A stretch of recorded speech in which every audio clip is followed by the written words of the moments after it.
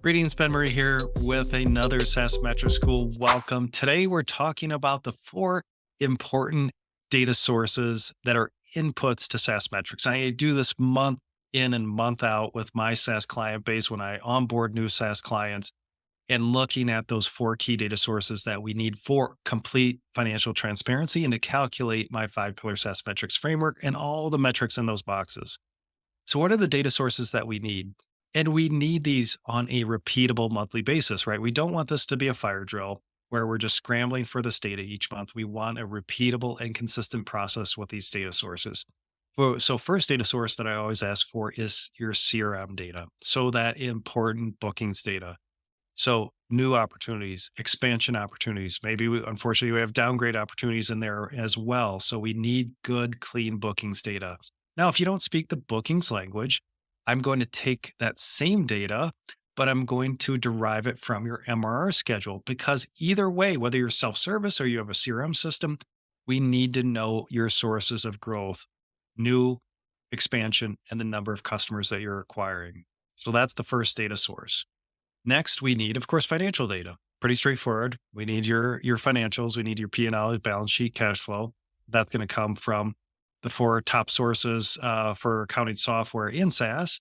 Either it's going to be QuickBooks, Xero, Sage Intacct, or NetSuite. Those are usually the top four players for SaaS companies. So we need financial data, of course.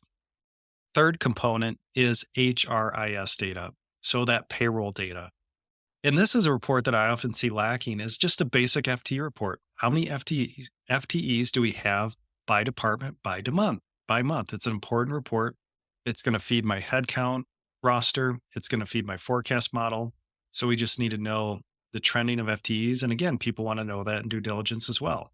So usually I have to take those payroll summary reports and create that FTE report. And then of course the current headcount roster to populate my forecast model. And the last component of data that I'm looking for is anything around operational or revenue data. Sometimes we have revenue systems in place or revenue management systems and I can get good data out of there. And then operational data. Maybe you have a variable component to your revenue usage. So I need transactional data, some sort of logic so I can build out my forecast so I can adjust my SaaS metrics because we have a usage component, for example.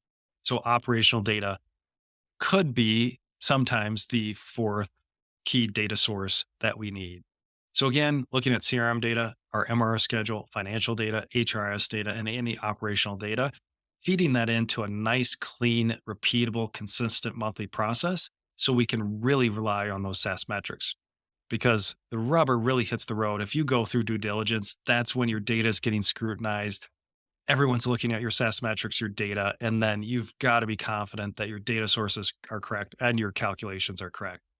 So hope you enjoyed this edition of SaaS Metrics School. If you like these, you find value, I'd love a rating and review. Take care.